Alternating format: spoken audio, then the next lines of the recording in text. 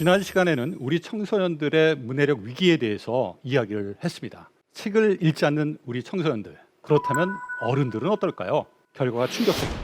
우리 학생들 중에 최소 1년에 한 권 이상 책을 읽는 비율은 90%가 넘습니다. 그렇다면 어른들은 어떨까요?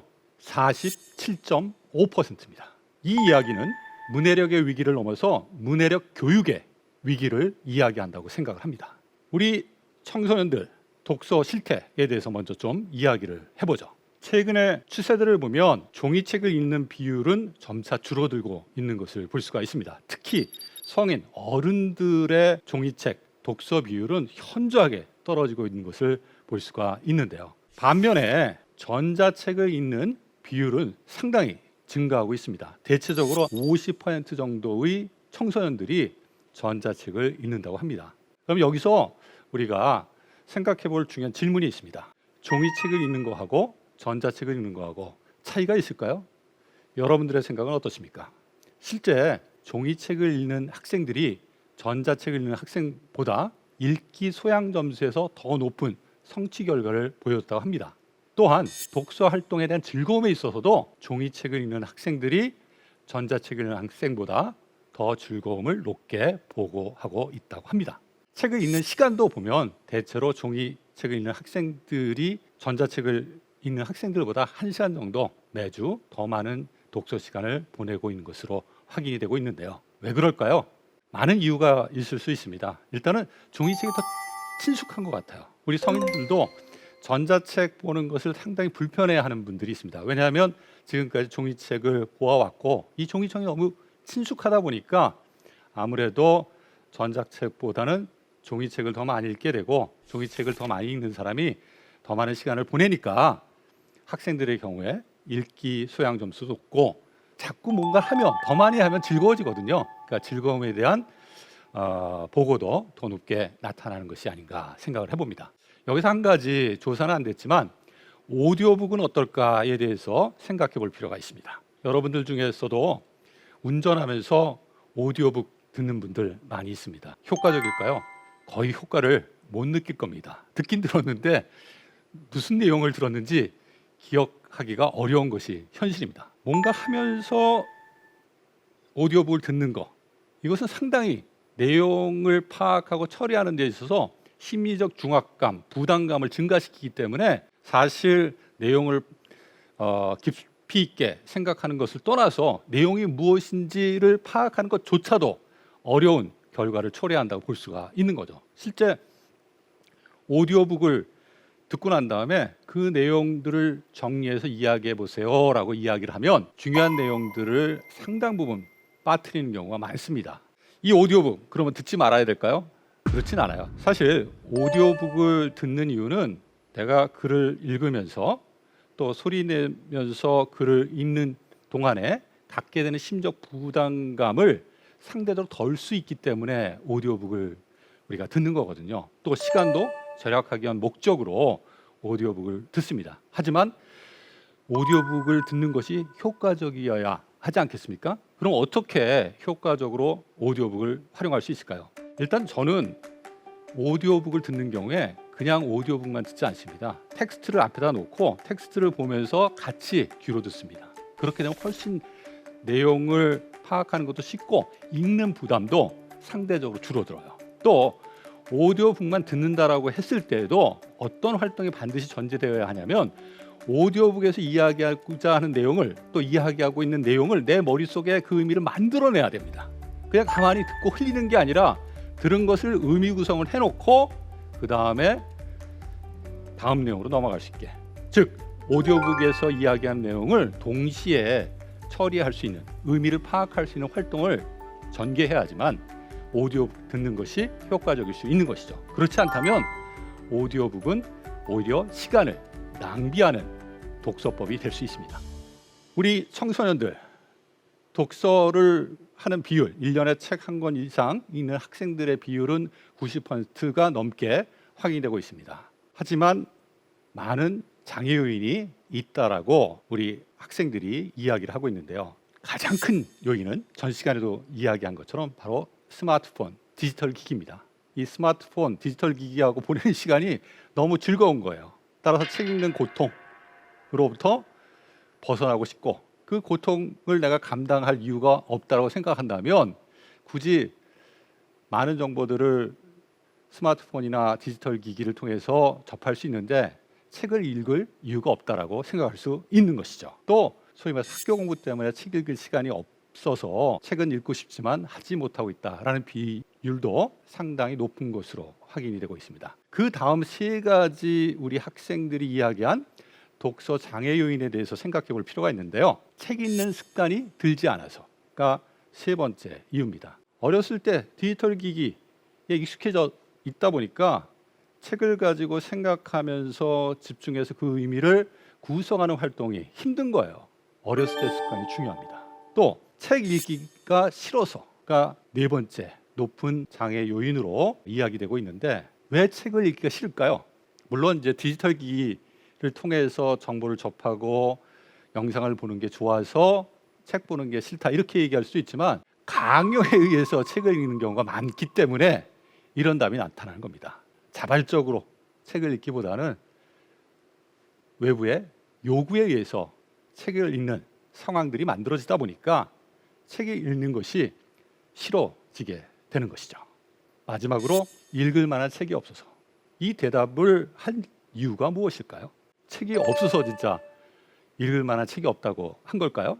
또 본인들이 판단할 때 정말 좋은 책이 없어서 읽을 만한 책이 없다라고 이야기를 한 걸까요? 아닙니다.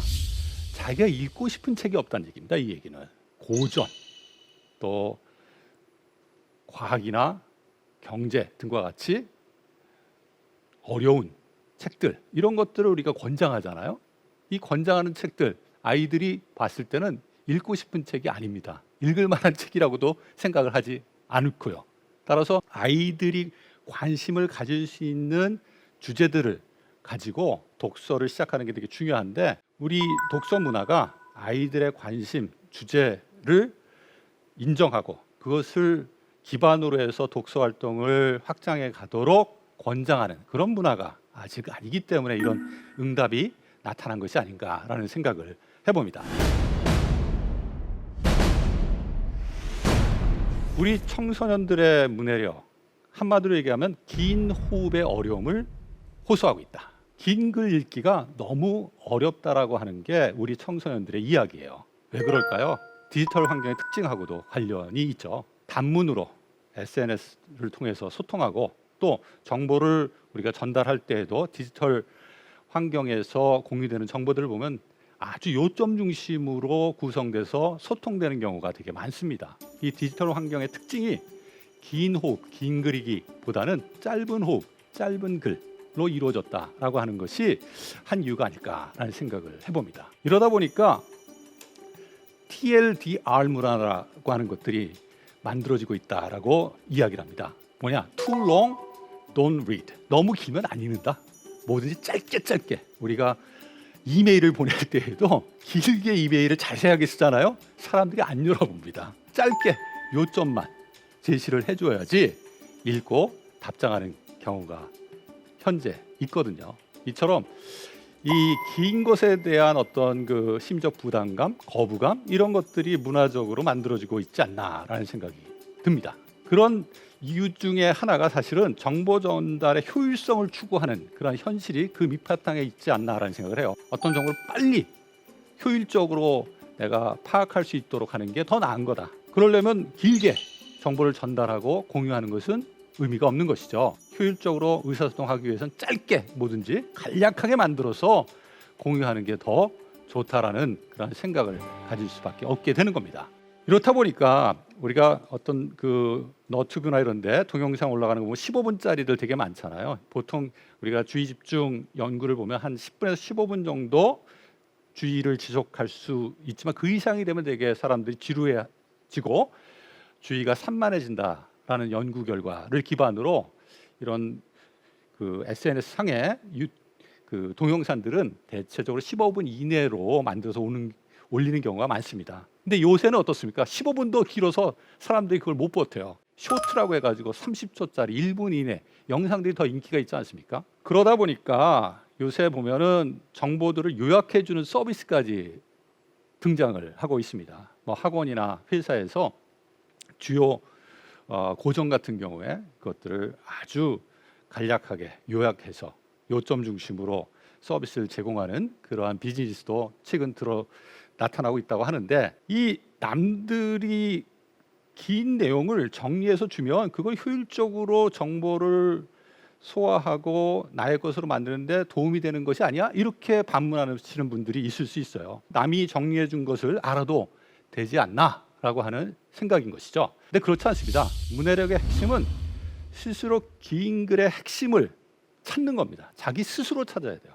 그 의미를 구성해내는, 크리에이트해내는 그런 경험이 사실 사고하는 힘의 핵심이 되는 거고, 우리가 책을 읽고 문해력을 키우는 가장 중요한 목적인 것이죠. 자기 스스로 의미를 구축해냈느냐, 남이 그 의미를 만들어서 제시해 주었느냐, 이것은 큰 차이를 만들어냅니다. 실제 간단한 실험에서도 이러한 현상들을 볼 수가 있는데, 학생들에게 단어쌍을 주고 그 단어쌍을 제한된 시간 내에 외우도록 요구를 합니다. 예를 들어서 자전거 개 한 쌍, 달력 뱀 한 쌍, 사과 핸드폰 한 쌍 해서 쭉 그런 쌍으로 된 단어 목록들을 제시를 해주고 제한된 시간에 그것을 모두 외우도록 요청을 하는데, 이때 두 개의 집단에게 조금 다른 도움을 제공합니다.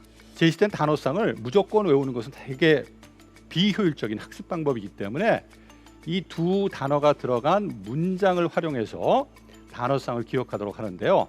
첫 번째 집단은 그 두 단어가 들어간 문장을 다 만들어서 제공해 주는 겁니다. 예를 들어서 자전거 개라는 단어쌍을 외울 때 연구자가 개가 자전거를 쫓아가고 있다라고 하는 문장을 제시해 주고, 이 문장을 활용해서 단어쌍을 기억하도록 도움을 제공합니다.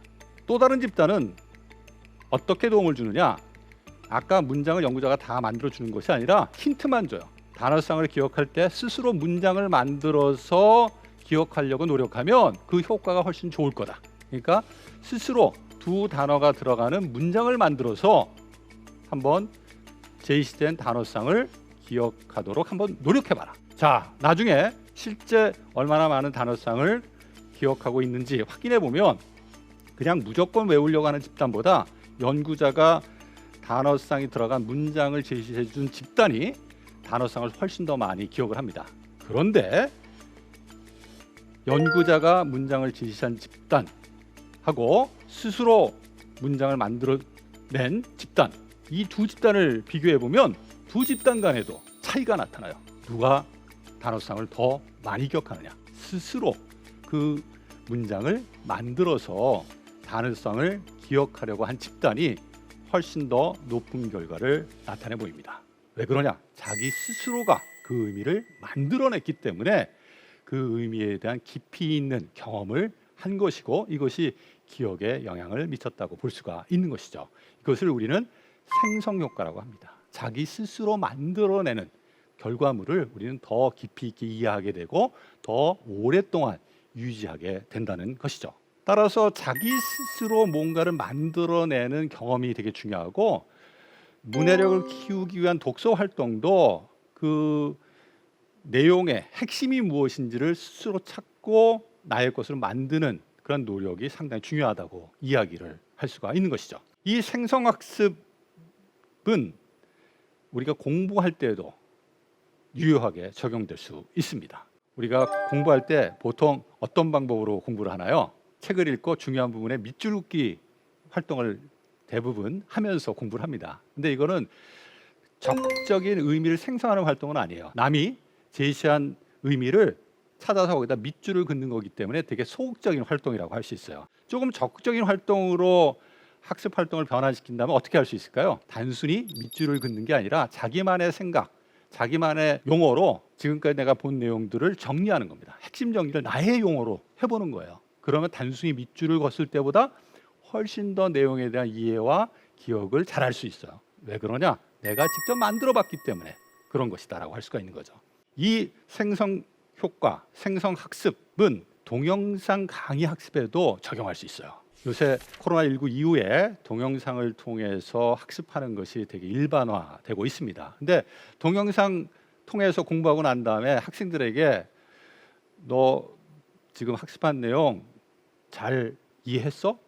얼마나 중요한 내용 잘 기억할 수 있어? 이렇게 물어보면 기억이 잘 안 나요. 무슨 내용인지 이해하기가 좀 어려웠어요. 이렇게 얘기하는 경우가 많습니다. 그리고 실제 그 동영상 강의 내용 저 다 잘 이해했어요 라고 이야기하는 친구에게도 구체적으로 질문을 하나하나 하면 그 질문에 대답을 못하는 경우가 많습니다. 소위 말하는 지식 착각을 경험하는 사례라고 볼 수가 있는데요. 이 동영상 학습도 좀 더 효과적으로 하려면 이런 생성학습 활동을 접목을 시켜야 됩니다. 이 동영상 학습이라고 하는 건 뭡니까?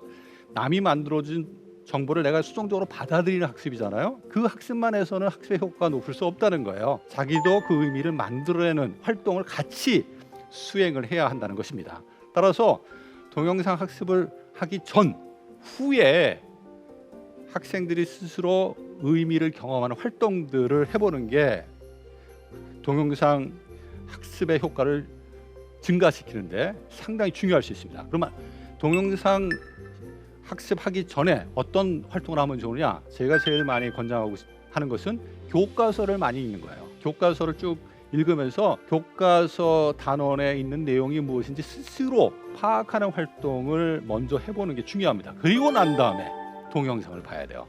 그리고 교과서 내용을 읽을 때에도 아까 말씀드린 것처럼 밑줄 긋기만 하지 말고 잘 이해가 안 되는 부분은 질문의 형태로 자기가 정리를 해놓고 동영상을 들으면서 그 질문에 대해서 하나씩 답해가는 그러한 적극적인 활동을 해야 됩니다. 그래야지 효과가 있어요. 그 다음에 동영상을 듣고 난 다음에도 우리가 자기 스스로 의미를 한번 만들어보고 확인하는 활동을 하는 게 좋은데요. 이때 활용할 수 있는 게 바로 문제입니다. 문제를 쭉 놓고 풀어가면서 교과서에서 읽었던 거, 동영상에서 들었던 거를 확인하면서 내가 무엇을 알고 있는지 모르고 있는지 다시 한번 점검을 하게 되면 학습의 효과는 2배, 3배 높아질 수 있는 거죠.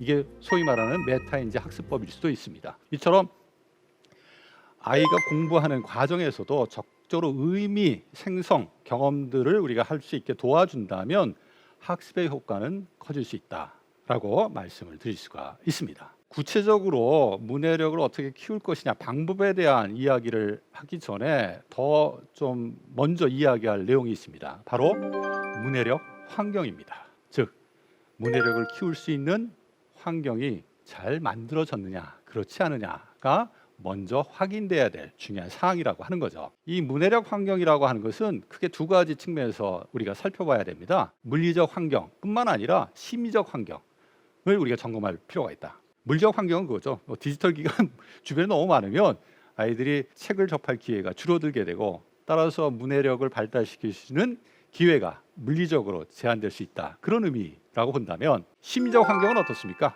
바로 내가 책을 읽는 것에 대해서 긍정적으로 생각할 수 있는 환경이 만들어졌느냐 그렇지 않느냐의 의미를 다질 수 있는데 가장 중요한 게 뭐냐? 바로 부모님입니다. 우리 부모님이 책을 전혀 읽지 않는다라고 한다면 우리 아이들에게 주는 메시지는 뭘까요? 책은 읽지 않아도 되는 것. 그렇다면 우리 학생들의 문해력 환경 어떨까요? 특히 이제 문해력 환경과 관련해서 우리 가정의 환경이 되게 중요한데요. 우리 아이들이 문해력 환경과 관련해서 무엇을 바라는지를 조사한 결과를 보면 되게 재밌습니다. 먼저 우리 부모님에게 바라는 것들을 보면 독서를 강요하지 않았으면 좋겠다라는 게 제일 많아요. 아까 독서가 싫다, 왜 싫으냐, 강요하기 때문에 그렇다라고 말씀드렸는데 강요하는 환경, 심리적 환경이죠. 이것은 결코 우리 아이들의 독서, 문해와 관련된 긍정적인 습관, 태도를 키우는데 도움이 되지 않습니다. 또 부모님들에게 바라는 것들 보면 도서관이나 서점을 좀 같이 갔으면 좋겠다. 이런 얘기를 많이 해요. 보통 도서관 가고 책 사러 서점에 보낼 때 아이만 보내는 경우가 많기 때문에 이런 일이 발생하는 것 같습니다. 그리고 함께 책 읽는 시간이 많았으면 좋겠고 대화도 많이 했으면 좋겠다. 그리고 더 중요한 거 우리 부모님 책 읽는 모습을 좀 보고 싶다. 저도 이 결과를 보고 뜨끔했습니다. 전 뭐 책 읽는 모습을 보여주긴 하지만 집에서 또 영상 많이 보거든요. 이 시간을 좀 줄여야겠다 이런 생각을 좀 했는데 우리 아이들이 지각하는 문해력 환경인 것이죠. 이런 문해력 환경과 관련해서 또 중요한 게 이 문해와 관련된 경험들을 사회적으로 공유하는 문화를 갖는 겁니다. 우리 학생들하고 어른들하고 또 학생과 학생 간에 책을 읽고 난 다음에 대화를 나누는 빈도에 대해서 조사를 해보면 거의 대화를 하지 않는 것으로 그냥 혼자 읽고 마는 거예요. 근데 혼자 책을 읽고 그냥 마는 경우하고 같이 책을 읽고 책을 읽은 경험에 대해서 같이 공유하는 그런 환경이 만들어진 거하고 큰 차이를 가질 수 있습니다. 나중에 또 말씀을 드리겠지만 사회 촉진 효과라고 해서 우리가 어떤 것들을 하는 데 있어서 같이 으쌰으쌰 문화를 공유하게 되면 하는 게 훨씬 더 부담도 적고 즐거워져요. 근데 지금 우리 문해력 환경과 관련해서 내 문해 경험을 공유할 수 있는 그런 문화에 대한 지각 조사 결과를 보면 공유 문화가 상당히 안 갖춰졌다, 이렇게 우리가 이야기를 할 수 있는 것 같습니다. 학교는 어떨까요? 이 학교의 그 문해력 환경도 되게 중요한데요. 보통 아침 독서라고 해서 학생들이 등교를 하면 책을 읽는 시간들을 많은 학교에서 운영을 해왔습니다. 근데 그 비율이 점점 줄어들고 있어요. 옛날에는 한 70%의 학교가 아침 독서 시간을 운영을 했는데 2021년 작년을 기준으로 봤을 때 이게 반토막 났습니다. 30.3%. 특히 초등학교는 그대로 아직까지 또 높은 아침 독서 프로그램 운영 비율을 보이지만 중학교, 고등학교는 거의 하지 않는, 특히 중학교 같은 경우는 이전에 좀 많이 했는데 최근 들어서는 거의 운영하는 학교가 없어지고 있는 상황을 볼 수가 있습니다. 아침 독서에 대해서 학생들이 어떻게 지각하느냐, 야, 강제로 시키니까 이거 나한테 별로 도움이 안 된다, 이렇게 생각을 많이 할 것 같은데 그렇지 않습니다. 학교 와서 책 읽는 시간을 갖는 게 너무 좋다라고 하는 비율이 50%가 넘어가요. 최근 2021년 조사 결과를 보면 60%가 넘습니다. 아이들이 책을 읽을 수 있는 시간, 그런 환경들을 갖고 싶어 한다는 이야기인 거죠. 이 문해력 환경을 우리가 갖춰주는 것은 구체적인 문해력을 키우기 위한 방법이 효과적으로 전달되기 위한 중요한 시발점이다, 전제다, 이렇게 보아야 할 것입니다.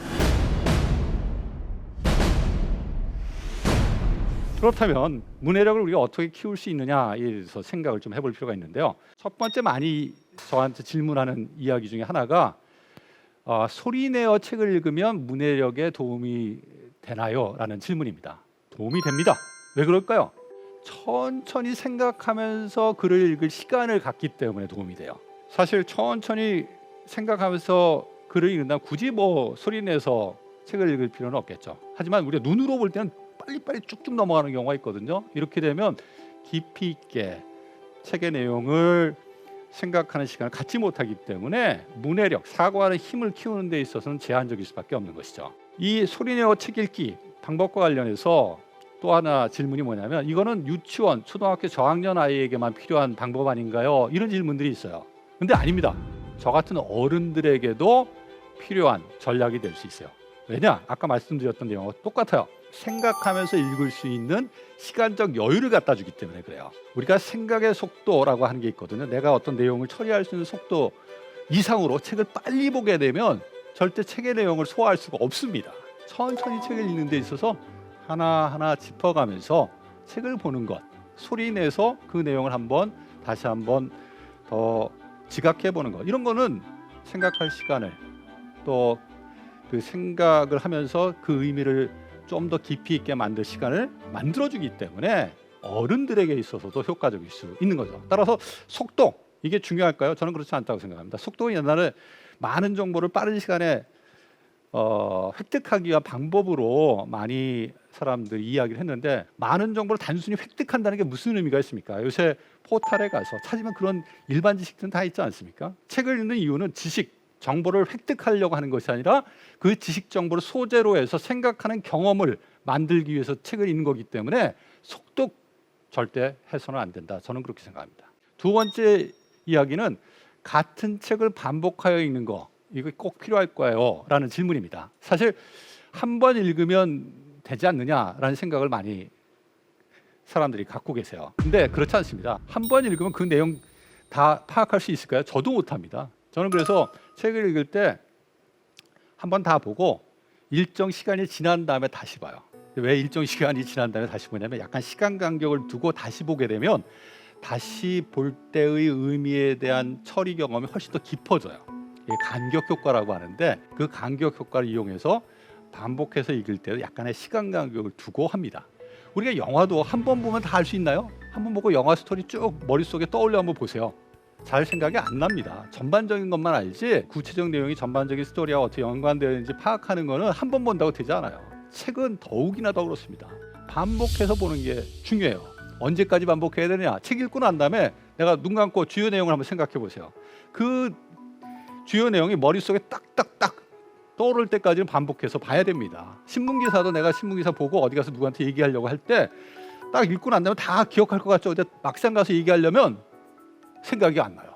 반복해서 읽지 않았기 때문에 그래요. 한번 다시 보고 자기가 이야기할 걸 짚어보고 하는 반복 읽기를 하는 것이 생각의 깊이와 기억의 효과를 높일 수가 있는 거죠. 또 반복해서 읽으면 좋은 게 있어요. 생각의 깊이도 훨씬 더 깊어지지만 그 책에 대한 흥미가 더 높아져요. 더 신식해지고 읽을 때마다 새로움을 주고 그러니까 그 책에 대한 관심, 흥미 이것이 높아질 수밖에 없죠. 그리고 자꾸 읽게 되면 그 내용들을 살아있는 나의 생각으로 변환시키기 때문에 활용 능력이 생겨요. 내 것이 완전히 되는 거죠. 그런 측면에서 봤을 때 반복해서 책을 읽는 것은 상당히 중요하다. 제가 읽은 책 중에 다시 반복해서 읽는 책, 정말 내가 감명 깊게 읽은 책은 별도의 책꽂이 칸에 책들을 모아놓습니다. 인생 책꽂이라고 해가지고 주제별로 쭉 책들이 되어 있지만 어떤 칸은 제가 나중에 꼭 반복해서 읽고 싶은 책, 생각이 안 날 때 한 번씩 계속 꺼내서 그 내용이 무엇인지 확인해 보고 싶은 책 칸을 별도로 만들어 놓습니다. 그럼 그거 보면 뿌듯해요. 이만큼의 책이 나의 인생에서 중요한 영향을 미친 책이구나. 그 책의 권수가 하나씩 늘어나면 그 책의 권수만큼 저의 생각도 그만큼 넓어지는 거거든요. 제 인생의 의미도 깊어지는 거고 그런 걸 보면서 나름대로 저 자신에게 보상을 주기도 하는데 이런 반복 읽기라고 하는 것은 상당히 중요한 의미를 갖는다라고 생각을 합니다. 그다음에 세 번째 이야기는 다양한 분야의 책을 읽어야 되는 것이 아닌가요? 많이 읽어야 되는 것이 아닌가요? 물론 이제 다양한 주제에 대해서 책을 읽고 하는 것 되게 중요합니다. 특히 이제 창의적 사고와 관련해서 다양한 주제, 개념들을 알고 있으면 그 다양한 주제를 연결할 수 있는 소재들이 많아지는 거기 때문에 창의적 사고 능력들은 향상될 수밖에 없어요. 근데 어느 한 가지에 대해서 관심을 갖고 아이가 책을 읽는 거에 대해서 너무 걱정을 해서 이거 아이가 문제가 있는 거 아니냐, 독서 소위 말해서 편식이 너무 심한 거 아니냐 이런 걱정을 하시는 분들이 있는데 그건 절대 걱정하지 않으셔도 됩니다. 편식은 없습니다. 독서에서 편식은 없습니다. 자기가 좋아해서 몰입을 하고 있는 거지 편식하는 경우는 없다. 사람이 어느 한 주제에서 깊이 있게 경험을 하게 되면 그 경험은 확산돼요. 다른 주제로 그 관심의 그 영역들은 확장되는 그러한 효과를 가져옵니다. 따라서 우리 아이가 어느 한 주제에 대해서 너무 같은 책을 반복해서 읽는다에 대해서 걱정하시는 분들이 있는데 그런 걱정 안 하셔도 됩니다. 오히려 강제로 막 야, 너 이 책도 읽어야 돼, 저 책도 읽어야 돼 이렇게 요구하면 독서 자기가 좋아하는 것도 하지 않게 돼요. 아이들이 좋아하는 것을 가지고 독서를 시작하는 게 중요해요. 읽고 싶은 책, 내 수준에 맞는 책, 내가 알고 싶은 주제와 관련된 책 이런 것들을 보는 것이 사실은 되게 독서와 관련된 긍정적 경험을 가져다 줍니다. 우리 청소년들의 독서 분야 선호도 조사 결과를 보면 소설을 제일 좋아해요. 그 다음에 오락과 관련된 것, 그 다음에 스포츠와 관련된 책들을 되게 좋아합니다. 그 책 자기가 재미있어 하니까 읽을 수 있도록 해주세요. 그 책에 대해서 재미를 가지고 읽게 되면 그 책 읽는 것에 대한 긍정적인 습관, 태도가 만들어져요. 특히 이제 깊이 있게 어느 한 주제를 파고 들어가면 책을 통해서 내가 성장하고 있다라고 하는 긍정적 경험을 하기 때문에 이후에도 그런 뭔가 몰입해서 깊이 있게 정보를 찾고 또 책을 읽고 그것을 나의 것으로 만드는 그런 좋은 습관들이 우리 아이들에게 만들어질 수 있습니다. 뭔가 한번 깊이 있게 경험해 보는 거 되게 중요합니다. 근데 깊이 있게 경험하는 시작은 뭐냐? 내가 알고 싶은 주제, 내 수준에 맞는 책이라고 할 수가 있기 때문에 아이가 좋아하는 그런 주제로부터 시작할 수 있게 하는 게 좋다. 그리고 이런 한 주제에 대해서 깊이 있는 이해를 하게 되면 아까 제가 말씀드린 것처럼 다양한 주제로 그 관심은 확장되어 간다.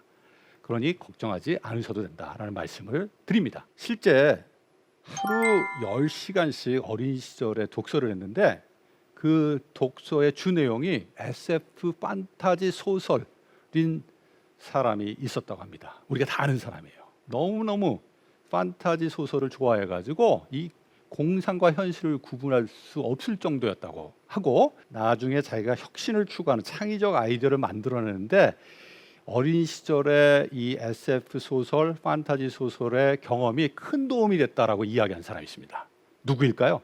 모르셨다고요?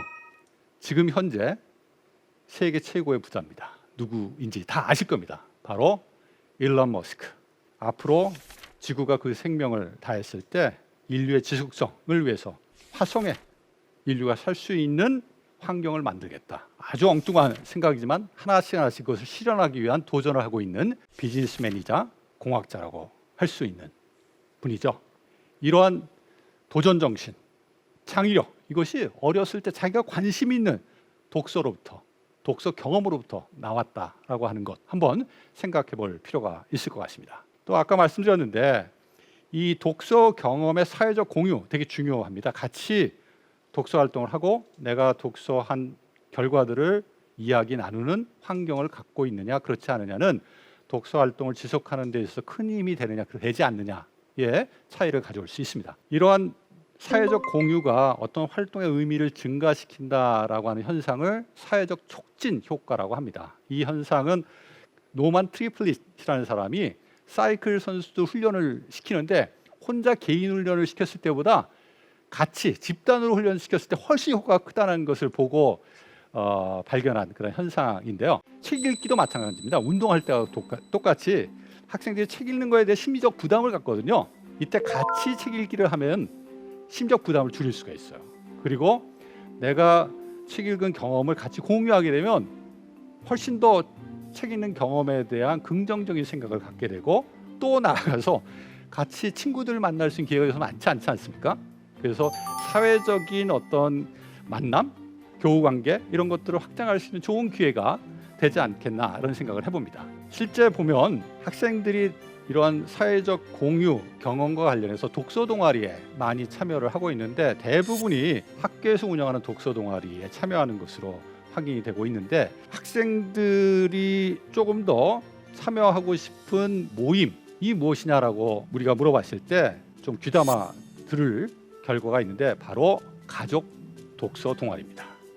가족들하고 같이 책 읽고 그 책 읽은 경험을 공유를 하고 싶다라고 하는 이야기를 되게 많이 해요. 근데 아까 우리 학생들의 부모에게 바라는 것의 교사 결과에서도 나온 것처럼 가정 내에서 독서에 대해서 같이 이야기할 수 있는 환경이 잘 갖춰지지 않은 것이 우리의 지금 현실이 아닌가라는 생각을 안타깝게 해보게 됩니다. 근데 학생들이 이런 같이 모여서 독서 경험을 나누는 그런 활동에 대해서 어떻게 생각하냐를 보면은 학교 동아리에 참여한 경우에 있어서도 그 동아리에 참여해서 다른 친구들하고 이야기를 나눈 경험은 상당히 도움이 됐다라고 하는 비율이 훨씬 높아요. 그리고 전혀 도움이 안 됐다라고 하는 비율은 아주 낮습니다. 이처럼 우리가 전반적으로 사회적인 어떤 환경에서 독서 활동을 긍정적으로 나눌 수 있는, 같이 할 수 있는 그런 그 모임들 이런 걸 활성화시키는 건 되게 중요하고 그 시작점이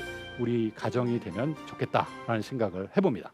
마지막으로 이 독서 활동의 중요한 목적 중에 하나인데 이 호기심에 대해서 좀 말씀을 드리겠습니다. 우리가 생각하는 힘을 키우기 위해서 독서를 한다. 이것이 문해력의 되게 중요한 핵심이 된다라는 말씀을 드렸는데 그것과 더불어 우리가 생각해야 될 중요한 미래 역량이 있어요. 바로 호기심이에요. 호기심. 이 호기심은 다양한 경험, 독서를 포함한 다양한 경험을 기반으로 해서 만들어지는 거예요.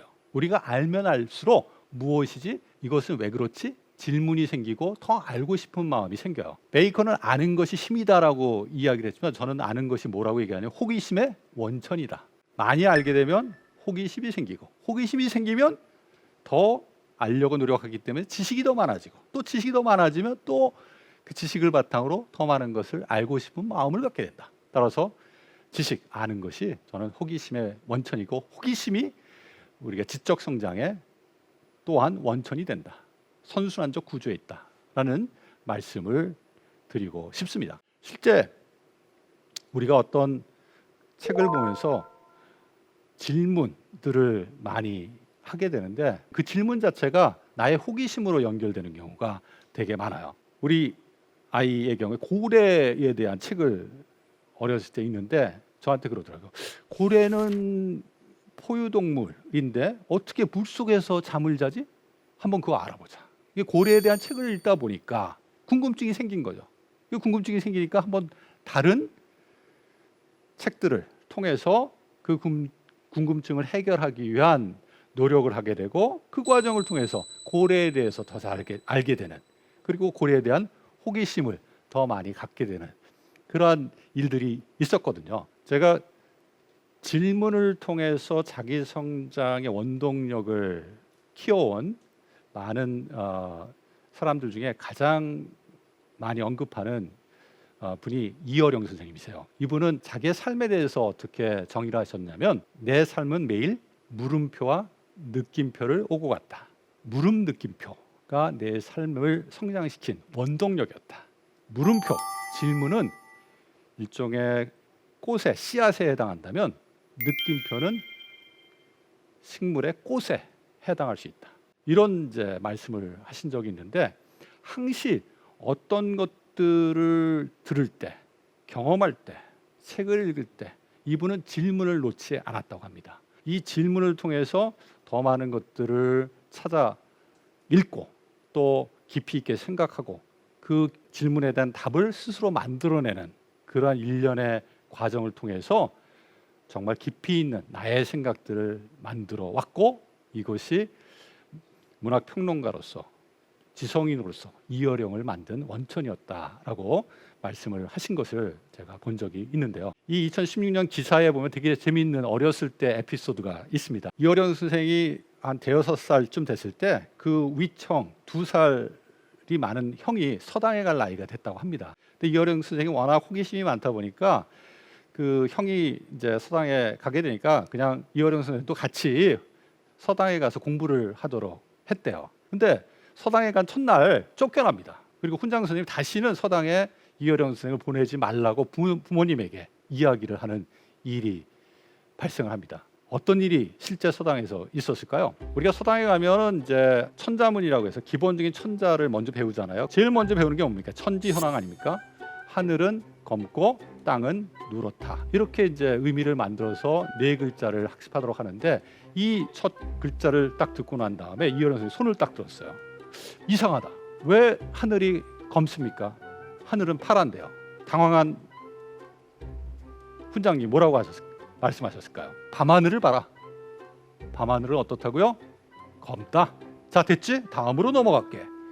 이어령 선생이 가만히 있었을까요? 가만히 있지 않았습니다. 그 답에 대해서 전혀 받아들일 수가 없었던 거죠.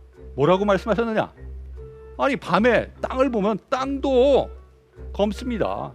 그러면 땅도 검다고 얘기해야지 왜 땅은 누렇다고 얘기를 합니까? 진도가 안 나가는 거예요. 그러니까 훈장 선생님이 이어령 선생을 집으로 보내고 다시는 서당에 보내지 말라고 한 것이죠. 근데 실제 이 문제를 이분이 이제 40이 돼서 주역과 음양 오행 공부를 하면서 풀어내요. 우리가 하늘은 동서남북 방위를 얘기할 때 북쪽을 얘기하고 북쪽을 색깔로 얘기할 때 현자로 얘기를 한다고 합니다. 물리적인 검음은 흑자로 우리가 한자로 표기를 하지만 상징적인 의미에서의 검다라고 하는 현자로 표현하는데 북녘 하늘이라는 의미에서 이제 현자를 쓴다고 합니다. 그때서야 자기가 갖고 있었던 질문이 풀렸다. 이분은 자기가 가졌던 질문에서 한 번도 포기하지 않았고 그 질문을 끝까지 해결하는 방식으로 자기의 생각의 크기를 확장해 온 어떤 대표적인 지식인이라고 할 수가 있는 거죠.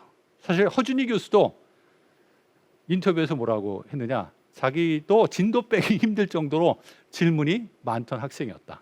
자, 우리 학교에서 제2의 허준희 교수가 나올 수 있을까요?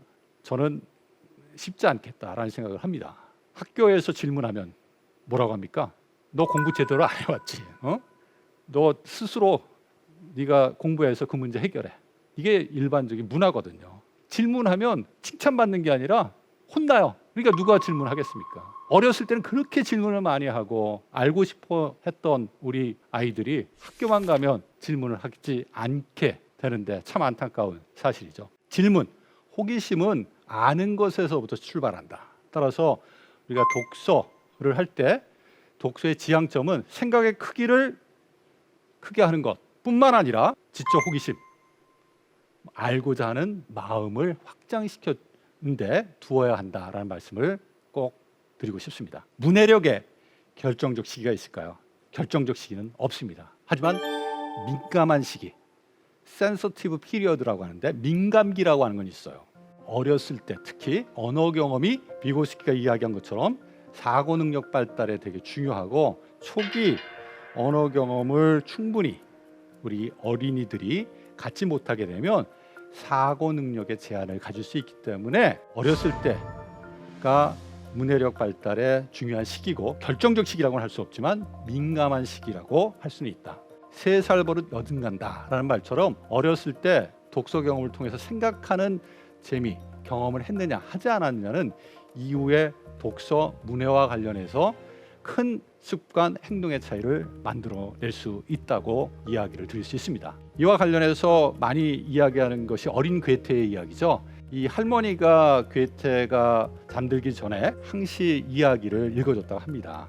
이때 할머니가 끝까지 절대 안 읽어줬다고 하죠. 막 어떤 사건이 활발하게 전개돼 가지고 어떻게 됐을까 궁금해하는 시점에서 할머니가 책을 딱 스탑을 하고 괴테한테 자, 그 다음에 어떤 일이 발생했을까 한번 생각하면서 잠을 자도록 하자라고 이야기를 했다고 합니다. 잠을 잘 때 어떤 일이 발생했을지 자기 스스로 머릿속에 상상하면서 잠을 자고 다음날 할머니를 만났을 때 다음에 어떤 일이 발생했을지 자기 이야기를 하는 그러한 일련의 경험들을 어린 시기에 가졌다고 합니다. 이 괴테가 어린 시기에 이런 책 읽기 경험, 상상놀이 경험이 자기의 문학적 소양을 개발하는 데서 되게 중요한 자산이었다라고 이야기한 바가 있습니다. 그리고 할머니가 이런 상상놀이를 더 괴테가 즐길 수 있도록 플레이박스라고 해서 놀이 상자를 생일 선물로 줬다는 이야기는 너무나도 유명합니다. 우리 부모님들 많이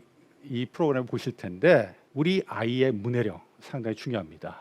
우리 아이가 자기가 갖고 있는 잠재력을 실현하기 위해서는 생각할 수 있는 기본적 힘을 갖추고 있어야 됩니다. 우리 아이의 문해력 지킴이 바로 부모님입니다. 나부터 문해 관련된 실천 모습들을 우리 아이들에게 보여주는 것이 중요하지 않을까라는 말씀을 다시 한번 드립니다. 아까 말씀드린 것처럼 우리 아이가 바라는 중요한 우리 문해 환경 요소 중에 하나가 뭡니까? 같이 부모님과 책 읽고 이야기를 나누는 겁니다. 따라서 우리 아이의 문해력을 키우고 싶다면 우리 부모님부터 변화되는 모습을 보여야 되지 않을까라는 생각을 합니다. 또한 문해력을 키우는 문해력 지킴이 역할뿐만 아니라 문해 환경을 만드는 문해 환경 지킴이 역할도 해야 돼요. 우리 아이들이 너무 디지털 기기에 이른 시기에 노출되는 것 결코 바람직하지 않고 계속해서 디지털 기기하고 많은 시간을 보내는 것도 결코 좋지 않습니다. 이 디지털 환경은 계속해서 우리의 일상적 생활을 방해하는 그러한 기능을 한다는 거 다 아실 겁니다. 다큐멘터리 소셜 딜레마를 한번 보십시오. 이 디지털 세계에서 우리 개인의 시간들을 얼마나 많이 빼앗아가고 있고 개인이 하고 있는 일상적 활동을 얼마나 방해하기 위해서 많은 전략들을 인터넷 환경에 디지털 세상 속에 심어 놓았는지 아실 겁니다. 우리의 일상을 방해하는 우리 문해 경험을 방해하는 이런 디지털 환경으로부터 어느 정도 나를 우리 아이들을 지켜내는 역할을 저는 우리 부모님들이 해주셔야 할 거라고 생각합니다. 적어도 문해 경험을 우리가 키워주기 위해서는 그런 디지털 환경이 없는 그런 환경 또는 일정 시간은 모든 디지털 기기하고 접촉을 끊은 상태에서 집중해서 책을 읽고 이야기를 나누는 그런 시간을 가지면 어떨까? 평범하지만 이 이야기를 드려봅니다. 아인슈타인 학교 다닐 때 낙제자였고 집중을 못해서 항시 야단을 맞았고 초등학교 선생님은 얘는 공부, 학문으로는 절대 성공할 수 없는 아이다라는 이야기를 듣기도 했다고 합니다. 학창 시절 이렇게 평가받았던 아인슈타인이 결국은 학문적으로 인정받는 세계적인 물리학자가 되지 않았습니까? 그 비결이 뭘까요? 바로 독서에 있습니다. 아인슈타인의 부모님은 아인슈타인이 좋아하는 독서 활동을 끝까지 지원하고 그 독서 경험들을 키워주기 위해서 항시 관심을 갖고 지원해준 부모님으로 유명합니다. 아이가 책을 좋아하기 때문에 책을 같이 읽을 수 있는 튜터를 만들어주고 그 튜터와 책을 읽고 이야기를 나누는 그런 시간을 통해서 생각하는 힘을 키워준 것이 결국 아인슈타인을 만들지 않았나라는 생각을 해봅니다. 긴 호흡으로 책을 읽기 어려워하는 우리 청소년들, 생각하는 능력을 점차 상실해가고 있는 안타까운 모습입니다. 문해력의 결정적 시기는 없지만 독서에 대한 긍정적 경험과 태도 그리고 습관을 가능한 한 어린 시기에 갖도록 하는 것은 문해력 발달에 매우 중요합니다. 이를 위해서는 문해력 환경이 중요하고 역할 모델로서 어른들의 생활 모습이 매우 중요합니다. 하지만 2022년 문화체육관광부의 조사 결과를 보면 1년에 책 한 권도 읽지 않는 성인들이 50% 이상이라고 합니다. 그리고 청소년들이 부모에게 바라는 것을 보면 독서를 강요하지 않고 같이 책을 보고 대화를 하는 것이라고 합니다. 문해력 지킴이로서 우리 부모들이 독서하는 모습을 보여주고 자녀가 올바른 독서 습관을 갖도록 함께 독서 활동을 지금부터 시작해야 합니다. 문해력은 세상을 보는 눈이다. 문해력의 부족은 변하는 세상을 이해하고 주도할 수 있는 생각의 힘이 부족하다는 것을 의미합니다. 한마디로 문해력은 세상을 보는 눈인 것이죠. 변하는 세상을 읽을 수 있는 사고의 눈이 없다면 옛 어른들이 글을 배우지 못해 경험했던 삶의 답답함을 미래 세대들도 경험할 수밖에 없습니다. 삶을 자유롭게 하는 미래 역량, 바로 문해력입니다. 지금까지 대한민국 최고의 강연 최강 1교시 교육학자 신종호입니다. 고맙습니다.